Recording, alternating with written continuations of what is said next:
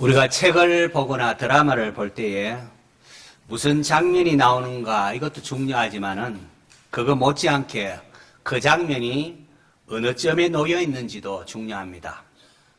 같은 말이라도 이야기 처음에 들을 때와 마지막에 들을 때가 그 울림이 다른 법입니다. 오늘 본문도 그렇습니다. 7 형제가 있었고 한 여인이 있었다. 그리고 부활 후에 그 여인은 누구의 아내가 되느냐, 이 질문만 떼서 놓고 보면은 이게 낯설고 복잡한 종교 토론처럼 보입니다. 그러나 이 사건이 어떤 문맥에 어느 사건에 있는가 그 자리를 놓고 보면은 전혀 다른 이야기를 우리가 들을 수가 또한 있습니다. 지금 예수님은 예루살렘 성전에 계십니다. 예루살렘에 올라가셔서 제일 먼저 들으신 게 성전 아닙니까? 십자가에 달리기 불과 며칠 전입니다. 예수님은 성전에 들어가서는 매매하는 자들을 내쫓으시고 돈 바꾸는 자들의 상과 비둘기 파는 자들의 의자를 둘러엎으시면서 내 집은 만민이 기도하는 집이라 일컬음을 받으려 했는데 너희는 강도의 소굴을 만들었구나 라면서 책망을 하셨습니다. 그러자 종교 지도자들이 예수님께 나와서 무슨 권위로 이런 일을 하느냐고 따졌습니다. 이에 예수님께서 포도원 농부의 비유로 쭉 말씀하십니다. 농부들이 주인이 보낸 종들을 때리고 죽이더니 최종적으로는 주인이 보낸 가장 사랑하는 아들마저 죽였다는 그런 이야기입니다. 지도자는 그 비유가 자기를 가리킨다는 것을 알았습니다. 그때 그들은 자신의 잘못을 뉘우치기보다는 예수님을 잡으려고 했습니다. 예수님을 잡아서 죽이려고 그렇게 했습니다. 그런데 백성들이 두려워서 당장 손을 쓰지 못합니다. 대신에 그들은 바리새인과 헤롯 당, 평소엔 두 사람이 같이 있지도 않을 텐데 예수님을 올가매기 위하여 이 두 사람을, 두 부류의 사람을 예수님께 보내어서 질문을 하게 합니다. 가이사에게 세금 바치는 것이 옳습니까? 세금 바치라 했다가는 유대인들로부터 난처해질 것이고 세금 바치지 말라 하면은 로마 정부에 고발되어서 참 정치적으로 좀 상당히 어려움을 겪을 수밖에 없습니다. 그때 예수님께서는 가이사의 것은 가이사에게 하나님의 것은 하나님께 바치라 말씀함을 통하여 정확히 진리를 말씀하시면서도 올무에 빠지지 않으셨습니다. 그러자 이번에는 부활이 없다고 하는 사두개인들이 예수님께 와서 질문을 합니다. 사두개인들은 당시 성전과 대제사장 체계를 중심으로 영향력을 행사하던 제사장층에 속한 그런 사람들입니다. 그들은 모세 율법을 근거로 해서 아주 극단적인 이야기를 만들었습니다. 당시 율법에는 한 남자가 자녀가 없이 죽게 되면은 그의 형제가 그의 남은 아내를 돌보고 가문의 이름으로 그 기업을 잇게 하는 계대혼인법이라는 게 있습니다. 사두개인은 한 여인이 차례로 7 형제가 다 결혼했는데 모두가 자녀가 없이 죽고 그래서 또 그 다음으로 해서 모두가 다 죽게 되었다고 가정을 합니다. 그리고는 그들이 다 7 형제가 다 그 여인을 아내로 맞았는데 부활 때는 누구의 아내가 되겠느냐라는 질문을 합니다. 참 난처한 질문이 아닐 수가 없습니다. 왜 하필이면 이 자리에서 이러한 부활 논쟁이 있었을까요? 저는 성경을 읽다가 왜 난데없이 여기에 이런 부활 논쟁이 이야기했는가? 이걸 가지고 한 일주일간 고민하며 또 이렇게 기도하고 했습니다. 마태가 왜 이 사건을 주목하고 기록했을까요? 예수님은 앞서 포도원 농부 이야기하면서 농부들이 주인이 사랑하는 아들을 죽임당한 그런 이야기를 하십니다. 그것은 앞으로 예수님이 당할 일을 비유로 미리 말씀하신 것이죠. 성전 지도자들은 하나님의 사랑하는 아들을 죽음에 넘길 것입니다. 그러나 예수님의 비유 끝에 어떤 성경을 인용하는가 하니까 건축자들의 버린 돌이 모퉁이의 머릿돌이 되었다는 말씀을 인용하십니다. 사람들은 그 돌을 쓸모없다고 버렸지만 하나님은 그 돌을 가장 요긴한 것으로 사용한다는 겁니다. 사람들은 하나님의 아들을 죽이지만 하나님은 그 아들을 죽음 가운데에 다시 일으키실 것입니다. 그러므로 이 부활 논쟁을 이 자리에 놓은 것은 우연이 아니라 마가가 의도적으로 이 사건을 주목하고 여기 기록한 겁니다. 예수님의 십자가 이제 가까워지는, 며칠 있으면 이제 예수님께서 십자가에 달리실 텐데요. 그 가까워지는 자리에 마가는 우리에게 묻고 있는 겁니다. 예수님을 죽여버리면 모든 것이 끝이 나는가? 하나님의 아들을 무덤에 넣어버리면 그분이 전하고 있는 하나님 나라는 끝나는 것인가? 죽음이 하나님의 뜻을 무너뜨릴 수 있는가? 사두개인들은 부활이 없다고 주장합니다. 종교 지도자들은 저 예수님만 잡아 죽이면 자기들의 권위나 체제가 유지하는 데 문제가 없다고 생각합니다. 그러나 그들 앞에는 곧 죽으시지만 다시 살아나실 예수님이 서 계신 겁니다. 부활을 부정하는 사람들 앞에 부활하실 주님께서 떡 서 계신 겁니다. 오늘 본문은 죽은 후에 어떤 세상이 펼치는가, 그거를 풀어주는 데 중점이 있지는 않습니다. 누가 마지막 말을 하는가, 누가 최후 승리를 말하는가, 죽음의 마지막 말을 하는가, 아니면은 죽은 자를 살리시는 하나님께서 최후 승리를 말하며 마지막 말을 하는가 묻고 있는 겁니다. 사두개인들의 질문 들으면 얼핏 논리도 있는 것 같습니다. 부활한 뒤에 지금과 같은 결혼 생활이, 관계가 계속되면은 한 여인에게 남편이 7명이 되면 참 난처한 일이 벌어지지 않습니까? 그러면 그들은 어떻게 이 부활이 가능하냐, 부활이 없다고 그렇게 말하는 겁니다. 그러나 그들의 질문에는 잘못된 전제가 숨어 있습니다. 그들의 부활은 지금처럼 세상이 반복되는 것이다. 지금처럼 결혼하고 시집가고 자녀 낳고 이런 일이 반복되는 것으로 생각한 겁니다. 예수님께서는 그들에게 너희가 성경도 하나님의 능력도 알지 못함으로 오해했다라고 말합니다. 그들이 문자적으로 성경 몰랐다는 것은 아닐 것입니다. 성경에 문장은 알았지만 그 성경에서 말하고 있는, 성경을 보여주시는 하나님에 대해서 제대로 알지 못했다는 거죠. 사실 계대혼인법은 당시 여자가 홀로 살 수 없기 때문에, 또 하나님께서 어떤 가정에 기업을 주신 것이 다른 가정으로 해서 이렇게 흡수되는 것을 방지하기 위한 하나님의 배려로 모세를 통하여 주신 계대혼인법입니다. 사두개인들은 자신이 이해할 수 없는 일들을 하나님도 할 수 없다 이렇게 생각한 겁니다. 저도 목사 초년병 때에, 그때는 화장 문화가 거의 없고 대부분 매장할 때인데, 처음으로 제가 화장터에 가서 장례식을 집례하게 되었는데, 그때 제가 느낀 게, 이렇게 화장해버리면 사람이 다 이렇게 사라져버리면 어떻게 몸의 부활을 하실 것인가 의아해한 적이 있습니다.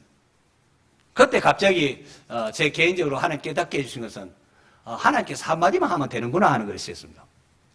해쳐 모여 한마디만 하면 하나님께서 다 하실 수 있다는 것이 그때 제가 나름대로 깨달은 겁니다. 하지만 사두개인들은 하나님의 새로운 일을 내 생각과 내 경험 안에 가두어 버리는 잘못을 범했던 겁니다. 예수님은 사람이 죽은 자 가운데서 살아날 때는, 그때는 장가가고 시집가고 그렇게 하지 않고 하늘의 천사들과 같이 된다고 말씀하십니다. 이것은 사람이 천사가 된다는 이야기는 아닙니다. 사람은 여전히 사람입니다. 하나님께서 우리를 살리시되 죽음이 다시 지배하지 못하는 그런 생명으로 살리신다는 의미입니다. 이 세상에서는 사람들이 결혼하고, 그래서 또 자녀가 태어나고, 그리고 또 다음 세대로 이어지고 이렇게 됐습니까? 그러나 부활의 세계는 죽음이 더 이상 없습니다. 늙지도 않고 더 이상 질병이 내는 것도 없습니다. 그러므로 지금과 같은 결혼과 출산도 계속되지 않습니다. 이런 말을 한다고 해서 결혼이 소중하지 않다거나 부활한 뒤에 사랑하는 사람들과 관계가 무시된다, 모른다 이런 건 아닌 것은 아닙니다. 그러므로 부활 후에 남편과 아내 서로 몰라보는 거 아니냐, 그렇게 걱정할 필요는 없습니다. 온전한 하나님의 사랑 가운데 우리가 지금 이해할 수 없는 그런 놀라운 일이 펼쳐질 것입니다. 예수님은 부활의 모든 관계를 자세히 설명하지는 않습니다. 하지만 분명히 말씀하신 것은 부활의 삶이 지금의 삶을 그대로 되풀이하는, 이 땅의 삶을 되풀이하는 것은 아니라는 겁니다. 사두개인들은 지금의 결혼 관계를 부활 세계에 그대로 놓은 결혼 옮겨놓고는, 그러면 그 여인은 누구의 아내가 되겠습니까? 라고 물었습니다. 하지만 부활은 지금의 삶의 복사판이 아니라는 겁니다.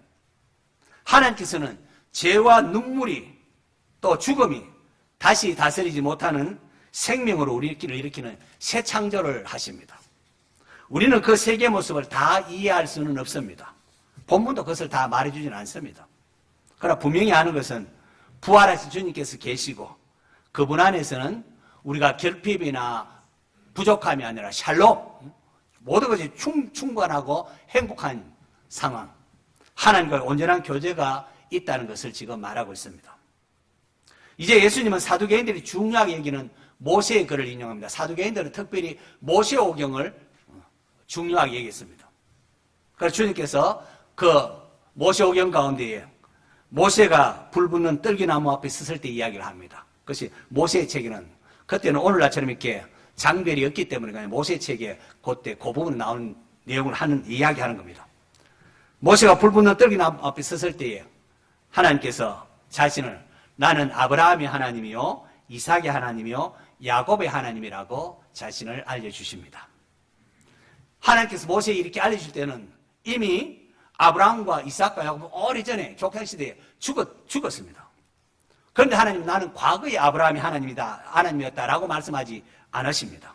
여전히 자신을 아브라함과 이삭과 야곱의 하나님으로 소개합니다. 그리고 예수님은 하나님은 죽은 자의 하나님이 아니라 산 자의 하나님이시라 이렇게 선언합니다. 동사 시제가 현재이기 때문에 족장들이 살아있음을 말하는 것을 의미할 수도 있습니다. 그러나 그것보다 더 중요한 게 있습니다. 하나님이 어떠한 분이신가를 지금 말하고 있습니다. 하나님은 아브라함을 부르시고 그에게 약속하셨습니다. 그리고 이삭과 야곱에도 그 약속을 이어주셨습니다.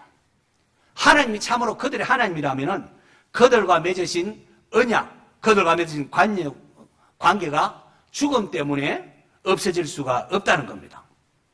하나님께서는 자기 백성들 살아있는 동안만 이렇게 사랑하다가 무덤 앞에서 포기하는 분이 아니라는 겁니다. 하나님께서 내가 너의 하나님이라 라고 말씀하신다면 죽음도 그 관계를 깨뜨릴 수 없습니다. 하나님은 자기 백성을 죽음 속에도 잃지 않으시고 또 마침내 죽음에서도 다시 일으켜 살리십니다. 이것이 하나님 죽은 자의 하나님이 아니라 산 자의 하나님이시라는 말씀의 중심 내용입니다. 여러분, 그리스도인의 소망은 사람이 죽어도 영혼이 계속 존재한다 여기서 끝나지 않습니다. 죽은 성도가 그 영혼이 그리스도와 함께 안식하지만 하나님께서 이루실 구원은 거기서 멈추지 않습니다.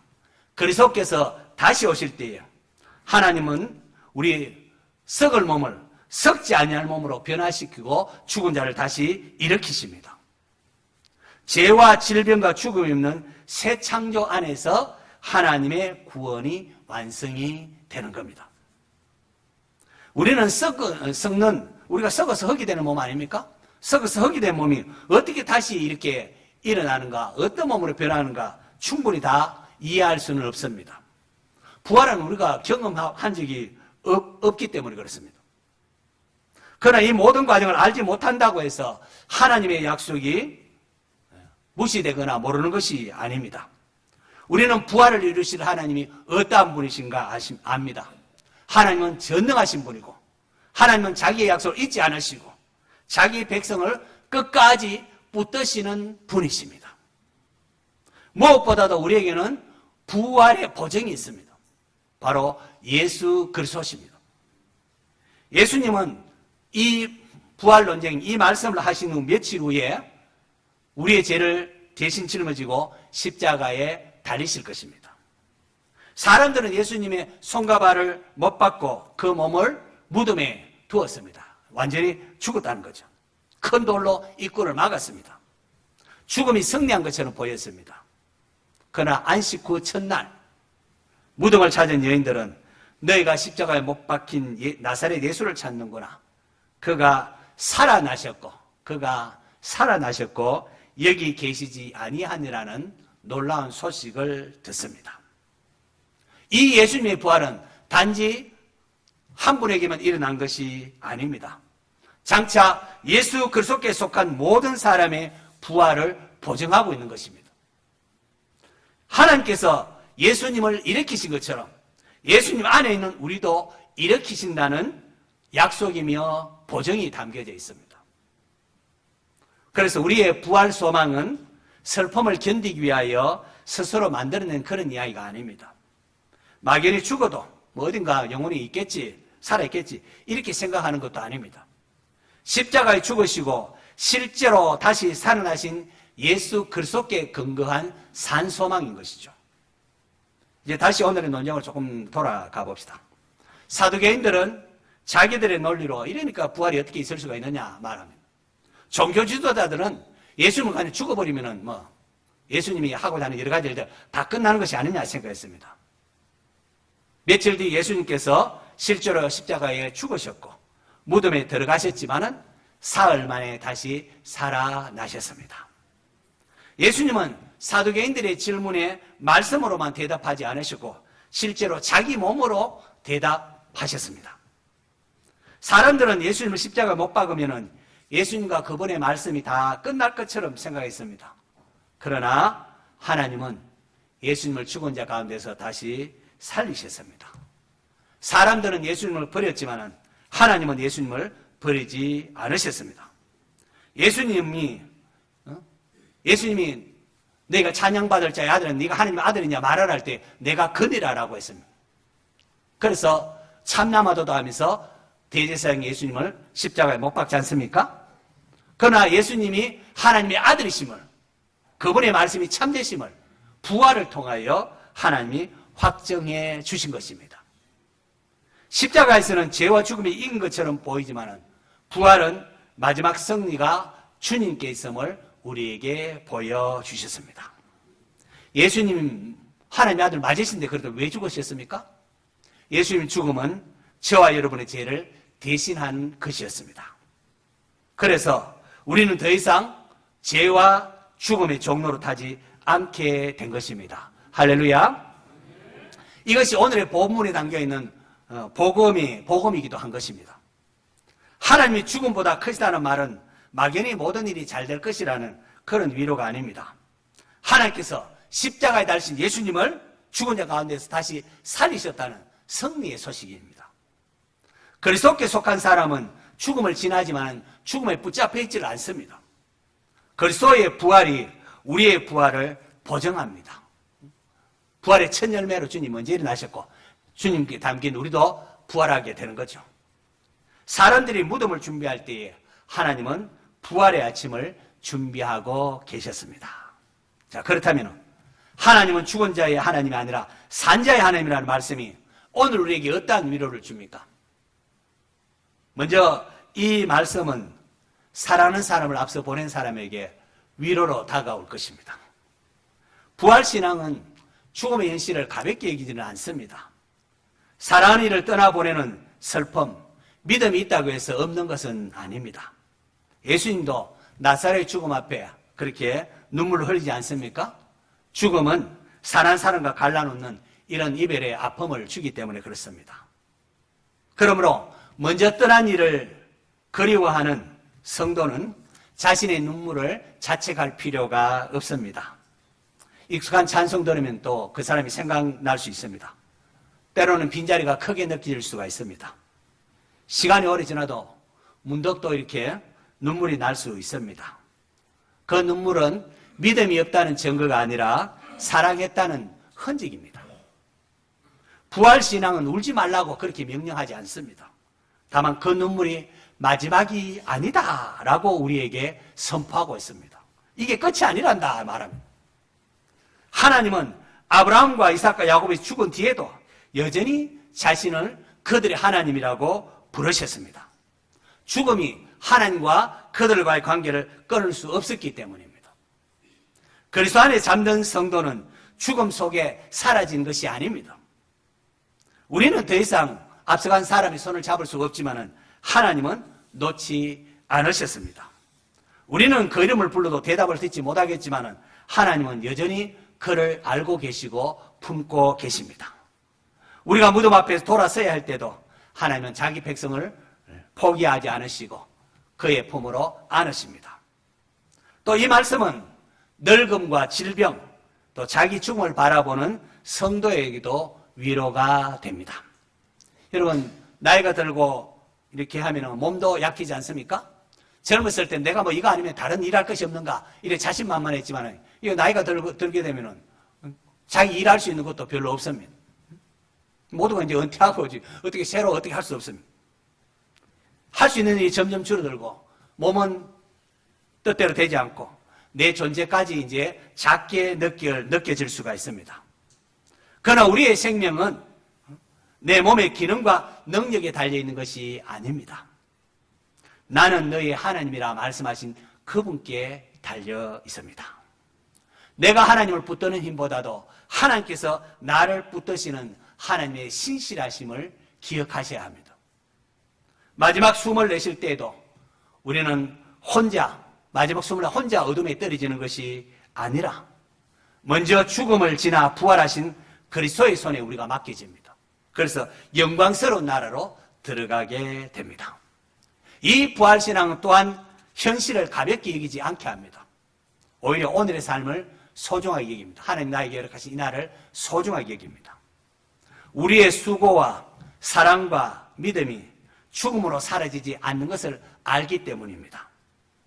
부활장 마지막에 보면은 고린도전서 15장 마지막 절을 보니까 그러므로 내 사랑하는 형제들아 견실하며 흔들리지 말고 항상 주의 일에 더욱 힘쓰는 자들이 되라. 이는 왜냐하면 너희 수고가 주 안에서 헛되지 않은 줄 알미라.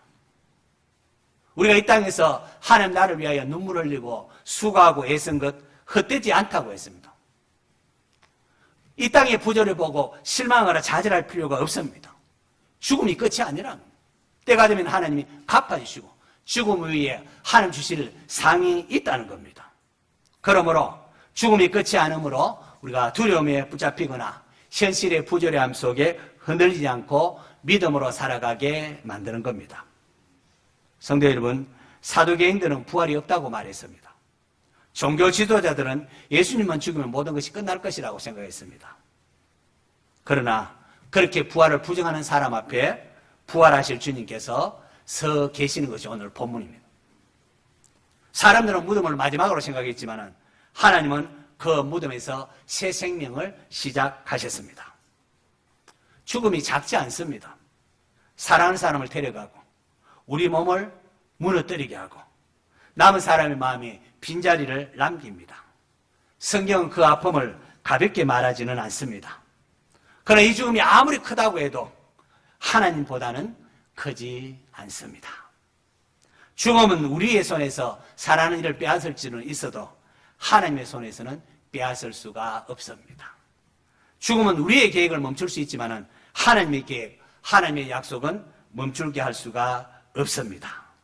그러므로 눈물이 있을 때도 이 소망을 놓지 마시기 바랍니다.